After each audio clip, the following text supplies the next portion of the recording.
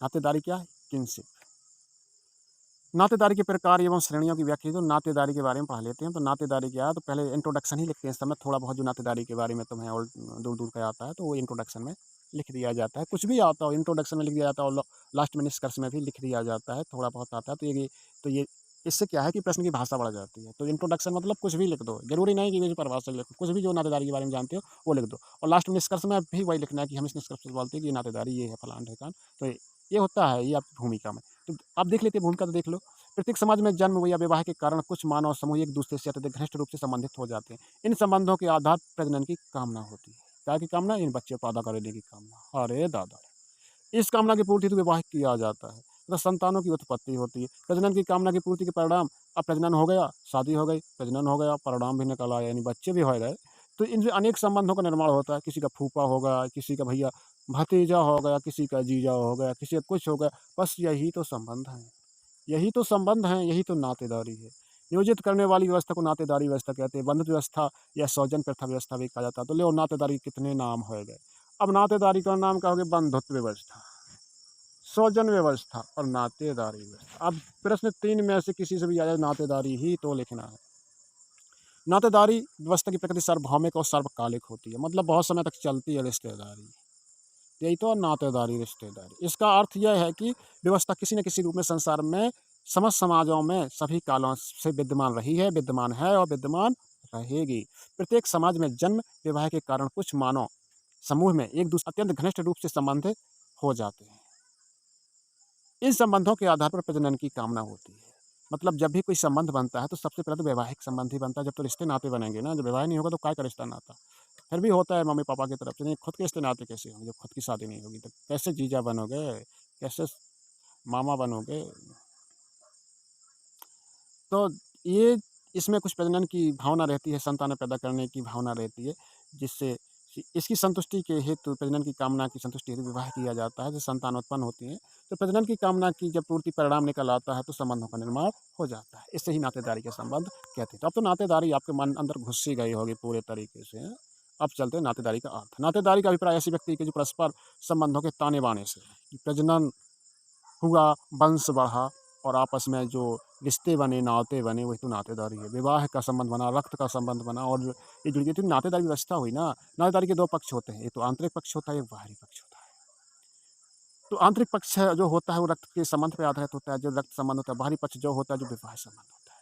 और जो बीवी होती है वो किस संबंध में आती है? आंतरिक पक्ष की बाहरी पक्ष। तो बीवी फॉर बाहरी। बीवी से अगर खून का संबंध होगा तो बीवी काहेगी? वो तो बहनें हो गई ना। तो जिसका रक्त संबंध होता है वो आंतरिक पक्ष होता है, जिसका रक्त संबंध नहीं होता है उसे बाहरी संबंध कहते हैं। तो नातेदारी की परिभाषाओं को हम इस तरीके से समझ लेते हैं। तो ये एक परिभाषा देख लेते हैं रिवर्स की। बंधुत्व की मेरी परिभाषा उस संबंध से है जो वंशावलियों के माध्यम से निर्धारित एवं वर्णित किया जा सकता है। एक आदि और पढ़ लेना यार। अब है नातेदारी के भेद या प्रकार, यानी किनशिप, टाइप ऑफ किनशिप। सामाजिक संबंधों में सार्वभौमिक और आधारभूत संबंध वे हैं जो प्रजनन पर आधारित होते हैं। ये संबंधों को जन्म देती है। पहला, माता पिता एवं संतान के मध्य बनने वाले संबंध। अब सोच लो भैया, प्रजनन की कामना 2 प्रकार के संबंधों को जन्म देती है। यानी जब प्रजनन हो जाता है तो क्या होते हैं? माता पिता बन जाते हैं और संतान बन जाती है। तो ये तो पहला संबंध हो गया। अब दूसरा संबंध क्या है? तो दूसरा संबंध है पति पत्नी। जब प्रजनन हो गया, परिणाम आया, परिणाम स्वरूप आया, तो संतानें बनी थी, तो माता पिता एवं संतान के बीच संबंध हो गया। दूसरा उनके पति पत्नी के बीच संबंध हो गया। पति पत्नी के बीच जो संबंध होता है वो बाहरी संबंध होता है, इन बाहरी पक्ष होता है। माता एवं पिता और संतान के बीच जो संबंध होता है वो ब्लड का संबंध होता है, आंतरिक पक्ष होता है वो। तो पति पत्नी के मध्य जो संबंध बनता है तथा दोनों पक्षों के बीच बनने वाले संबंध को हम विवाह संबंध, विवाह मूलक नातेदारी कहते हैं। ये दोनों जो संबंध है नातेदारी कहलाते हैं। तो यही विशेषता है, यही इसकी परिभाषा है, यही सब कुछ, यही तथ्य हैं, इससे यही सब। तो पहली जो विशेषता है या पहला जो तथ्य है वो नातेदारी का है, रक्त मूलक नातेदारी। यानी प्रजनन के आधार पर जो उत्पन्न होने वाले संबंध एक प्रकार से रक्त या समरक्त के आधार पर बनता है, जैसे माता पिता और उसकी संतानों के बीच बनता है। ऐसी नातेदारी समान रक्त पाया जाता है, जैसे भाई बहन, दादा दादी, नाना नानी, चाचा बुआ आदि का जो होता है वो रक्त संबंध होता है। अब दूसरा है विवाह मूलक नातेदारी। पहला तो हो गया रक्त मूलक नातेदारी, अब है विवाह मूलक नातेदारी। तो व्यक्ति 2 परिवारों का सदस्य होता है। एक तो उसका मूल परिवार होता है जिसमें वह जन्म लेता है, और दूसरा परिवार वह जो विवाह करके स्वयं बनाता है। समझ में आ गया ना विवाह मूलक नातेदारी क्या है? तो एक तो वो जो माता-पिता से आता है और स्वयं जो किसी औरत से शादी करेगा, किसी लड़की से शादी करेगा, वो दूसरा उसका हो जाएगा, नहीं? तो उसको नए रिश्तेदार मिल जाते हैं। पति-पत्नी एक-दूसरे के रिश्तेदारों को आपस में रिश्तेदार हो जाते हैं, जीजा, साली, मौसा-मौसी, सास-ससुर, ननंद, सहेला, देवर, जेठ, ननंद, भाभी आदि के रिश्ते, ये विवाह मूलक नातेदारी के रिश्ते हैं। अब होते हैं जो लेवल होते हैं, लेवल रैंक ऑफ किनशिप, तो किनशिप के जो लेवल होते हैं, यानी कि नातेदारी की जो श्रेणियाँ होती हैं, वो कैसी होती हैं? तो सबसे पहले देख लेते हैं कि जो नातेदारी की श्रेणियाँ हैं, वो 3 श्रेणियाँ होती हैं। देखिए, प्राथमिक नातेदारी, द्वितीयक नातेदारी और तृतीयक नातेदारी। तो प्राथमिक नातेदारी में क्या आते हैं, जब आमने-सामने प्रत्यक्ष रिश्तेदारी को प्राथमिक नातेदारी कहा जाता है। जैसे पिता और पुत्र, पति और पत्नी, मतलब आमने-सामने की जो रिश्ते होते हैं, जो आमने-सामने के रिश्ते होते हैं, वो सही नातेदारी, उसे हम प्राथमिक नातेदारी कहते हैं। पिता और पुत्र आमने-सामने, पति और पत्नी आमने-सामने, भाई-बहन आमने-सामने, भाई और भाई, माता और पुत्र, संबंध है ना, बिल्कुल सामने-सामने है, बहन और बहन, भाई और भाई। और द्वितीयक नातेदारी में क्या होता है, स्वजनों के प्राथमिक स्वजन के लिए द्वितीयक स्वजन या द्वितीयक नातेदार होते हैं। व्यक्ति के प्राथमिक नातेदार के प्राथमिक स्वजन, उसके लिए द्वितीयक स्वजन या द्वितीयक नातेदार होते हैं। जैसे जीजा व्यक्ति का द्वितीयक नातेदार। जीजा क्या है? द्वितीयक नातेदार, जो मतलब प्रत्यक्ष नहीं होते, सामने नहीं होते, जो जीजा बनता है वो द्वितीयक नातेदार होता है।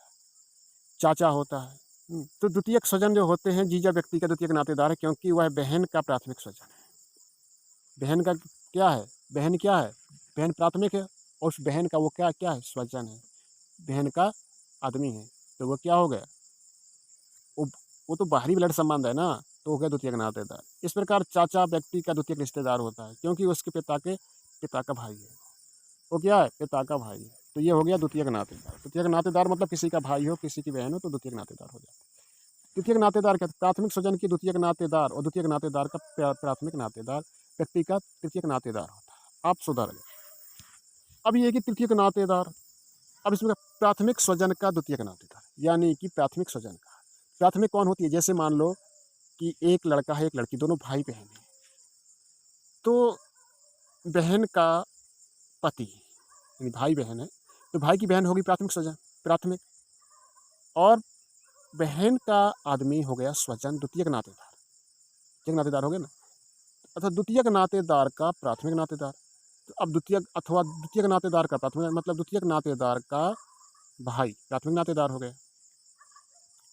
व्यक्ति का तृतीयक नातेदार होता है। तो जो व्यक्ति यहाँ आ गया, तो कहाँ गया देखो, भाई और बहन, अभी समझ में नहीं आया होगा। भाई और बहन, माना ए भाई है और बी बहन है। तो बहन का ये कौन होगा? पति से। तो ये तो हो गया प्राथमिक, और ए हो गया इसका द्वितीयक नातेदार।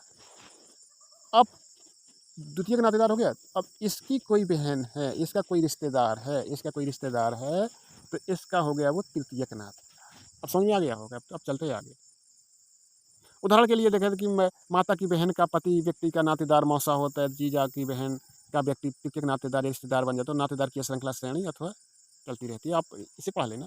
निष्कर्ष क्या है? उपर्युक्त विवेचन से स्पष्ट है कि नातेदार या स्वजन या संबंधों को नियोजित करती है। संबंध अनुमानित वास्तविक वंशावली पर आधारित होता है। इतना ही नहीं, बल्कि संबंध के आधार पर नातेदारी के भेद, प्रकार और श्रेणियां का क्रम पता लगाया जा सकता है। इस प्रकार से क्वेश्चन कंप्लीट।